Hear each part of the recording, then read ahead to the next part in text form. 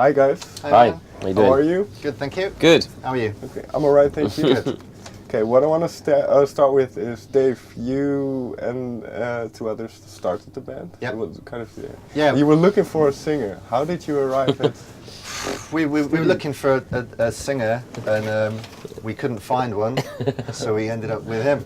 No, we didn't. They were stuck with me. Yeah, no, we kind of we used the local papers and shops to kind of post them around, and just wasn't finding anybody in the local area. It was off Gumtree in the end, wasn't it? Yeah, so Yeah. I think Steve, you were living in London at the time, and just kind of on the off chance, basically wasn't doing any music or anything. I thought I kind of want to be in a band again after having a bit of a break. So totally out of the blue, just decided he was going to go and check listings. Which I never do, really. Which he never does for a singer, and found that ad, and he applied. And we just kind of we did like an audition tape, and had like his face and everything. It's kind of like Ian Brown thing going on. And we were like, he's pretty cool, man. We got him down to do an audition with us live. We had a few other people down, which didn't turn up. And luckily he did. And there you go. Okay. He started singing, and That's then easy. it kind of worked, which was lucky for us. Otherwise we'd be instrumental. You'd be doing better. We'd probably be, like why? Steve, do you recall that audition? Did I what? Sorry. Do you recall that audition? Yeah, I think it's somewhere. We've got it taped. Yeah, Okay. I don't know. I want to listen back to it though. But it was it went all right, and we all got on well, and went from there really. Because well, they have an advert. There's a listing. So what made you respond to this particular? Well, I'd been in bands for a few years, and then like Dave said, I took a break, and then there was a few because there's a few like musician websites in England you can like be a member of and stuff. Okay. And I'd applied for a few different things. A few people I didn't really wasn't interested in, and then luckily off chance I went to Gumtree, and there was something I don't know, just said band. I don't know, something about the advert that was sort of influences, didn't it? I think yeah, it was kind of influences, similar more to that, what you were and then so I thought, why not, and it went, luckily it worked out. And am I right in saying that initially it was more of an indie rock guitar-based band? Before, yeah, I mean, the bass player and the guitarist, I'd kind of joined a band that they'd been in for a while with a friend from school, which is kind of more rock influence, more kind of like Skunk and Nancy kind of feeder vibe. And the lead singer, we did that for a while, and it went really well, but the lead singer basically had a little girl and didn't want to tour anymore, so we were like, our kind of influences had changed a little bit, and we started listening to more electronic music, and we were kind of feeling that band had kind of finished its natural progression and wanted to try something different. So when he left, we were like, it was kind of time to start a new band, and kind of do more music that we're kind of into now, instead of, because I mean, music's changed a lot recently, And if you change a singer, it's a big thing. Yeah, exactly, and it's a good starting point to just kind of totally start again and kind of, reassess yourself, I guess. And it's kind of what I'd been in guitar bands before these guys as well, and I was wanting to get more into electronic music because that's what I was listening to. So that's kind of how when the guys were the same. So when you first met them, did you share those certain bands or certain? Yeah, I think we shared a lot of the same influences. yeah, we listened to Phoenix a lot back then. Yeah, Phoenix, Baths as well, who's like a American kind of not singer-songwriter but artist, Producer, he's a producer, but he just triggers everything as part of his live show. He doesn't actually pre-record stuff on a backing track, he does it all live. So that kind of influenced our music a lot. We're moving. Yeah, that, see the screen shaking. So We're off now. We don't tell you.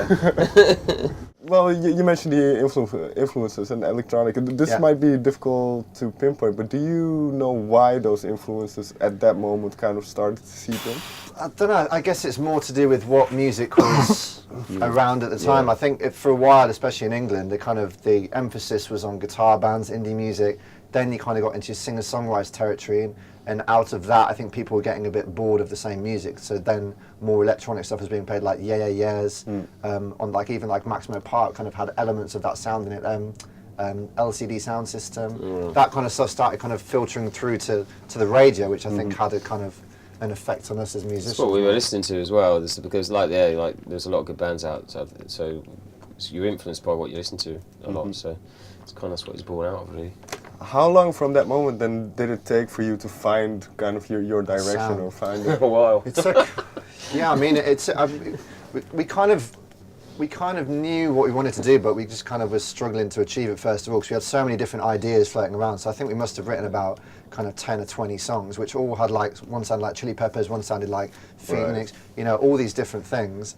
And I think after about a kind of year of messing around, we got a producer involved called Andy Barley, who's from he's part of Lamb, and we kind of went through it all. And we're like, okay, this is good, that section works, this doesn't, and we kind of homogenized it all, and then kind of at the end of it came out with something we were like, yeah, that's kind of what we want to sound like. He just helped to knit it together, didn't he? Yeah, he helped to just kind of piece it together and give us a bit of direction. And once we did that, for the second album especially, it made it so much easier to write, because you kind of, you know what you sound like as a band. Yeah, we kind of had our direction then. Was that a difficult year, that search? The first part it was very hard, because, you know, we did, like Dave said, we did know what we wanted to be, but it was just trying to achieve it was difficult, and you go through lots of different sort of times in what you're sounding like till you get to the final thing. It's quite a personal thing as well, isn't it, writing? I think when you're writing with new people, it's kind of, you have to discover how you do it, because you're starting again. So like, whereas if it's a solo artist, you kind of write stuff at home on a guitar, bring it to a band, and then they'll put drums and bass. But when there's like 5 people in a group, it's hard to do when everybody, like, you can't just kind of jam it and be like, yeah, it sounds great, because everyone's just playing on top of each other, and you're not really listening to what anybody else is doing. It's easier now because we obviously know each other so well, and we're all good friends, so if something doesn't sound very good, someone just goes, oh shit. Okay. So in that sense then, will you say this second record was easier to make than the first one? I think it was... Probably. I think I think some of the songs were easy. I mean, it's weird, isn't it? Because like on this one especially, a couple of them, like, there's a song called, what's the one that Ed started off with? Design Life. Yeah. Our drummer pretty much just wrote that by himself on a computer whilst we were doing something else. Yeah. So that was kind of finished. We just added a few bits to it. But then there's songs like Sharks and kind of Start to Rust, where me and Steve just got on a piano and just started singing. And so it kind of was very organic in that sense. The old-fashioned way, yeah. So every song's a bit different, really. Sure. But I think it did, this one, as an album, as a whole piece of music, did come together quicker. And easier, flowed better. And am I right in saying that it was a collective process, that everybody... Definitely, yeah. I mean, the kind of good and bad part of being in a band, the kind of democracy, is that if somebody doesn't really like it, then that'll probably be the end of the idea. Really, everybody has to kind of go, be passionate about it and kind of believe in it and want to finish it off. You know, if we all think it's great and Steve can't come up with a melody or something, then we'll just kind of put it on the back burner. You always have it there, obviously, but there's no point. The thing I think we've discovered on this album is there's no point spending like a month just tweaking sounds and making it sound perfect, and then you're like, well, it sounds kind of nice, but there's no song there. You know, it's kind of nice to have a song first and then start building it up and getting the sounds right, and you know. So when did this whole creative process start up again after the debut record? When did we start? It was pretty much. After what? When did we start writing for the second one? As soon as it's like even, I don't know. I think we had a few months off, didn't we? And then pretty much straight back to it. Okay. Just coming up with ideas. Yeah, from when we finished first album to that. Recording it, yeah. Yeah. Because I think whilst we were touring it, we were kind of on laptops and coming up with stuff on the road, and then when we'd kind of done that for 6 months, we got back and just pretty much we had maybe like, I don't know, 10, 20 ideas, part finished, so we had some stuff to work with. Just looking at our bass player. Yeah, so we kind of had ideas in the pipeline, but they just weren't completed. So it was pretty much an instant thing from the first album. I mean, as at the moment, we're trying to write the third album as we're on the road. Yeah. So we've got a lot of stuff flying around. But so we're already on that, the third one. So hopefully. So do the songs feel old then already?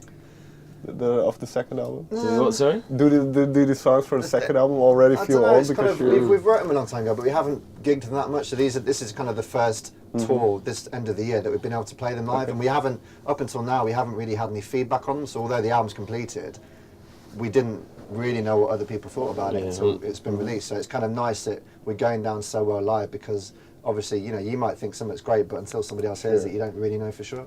Sure. And well, you say that initially when the band started, you had an idea of what it should sound like.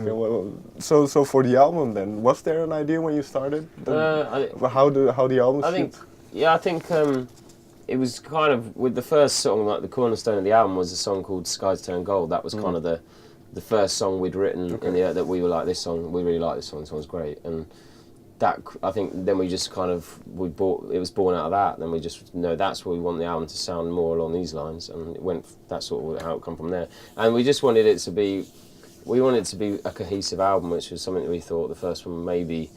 There was a lot of different ideas floating about on that album, so a lot of people, maybe there's we went through a lot of different genres. We wanted this one to be a more cohesive album, which I think it is. So. And well, you say Skies Turn Gold. Do you remember what kind of initiated that song, or what was?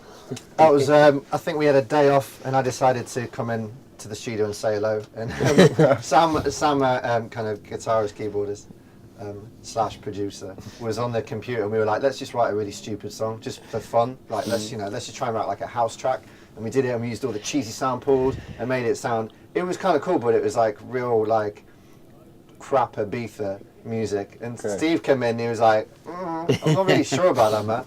And then we kind of de-cheesed it, but we're like, okay, well, we think we have something, so we kind of pulled everything back a little bit, then put some dirty bass on it, and he came with the melody, and we're like, well, it's actually a really cool song, man. It's like, it's got some hooks. But for the original to what it is, it's completely different. Completely different. It's sort of, sometimes it's like that, you can write something and you're like, that's completely doesn't sound like what we like us anyway, and then you just have to kind of just change a few elements, add a few, and then completely just change into a completely different thing.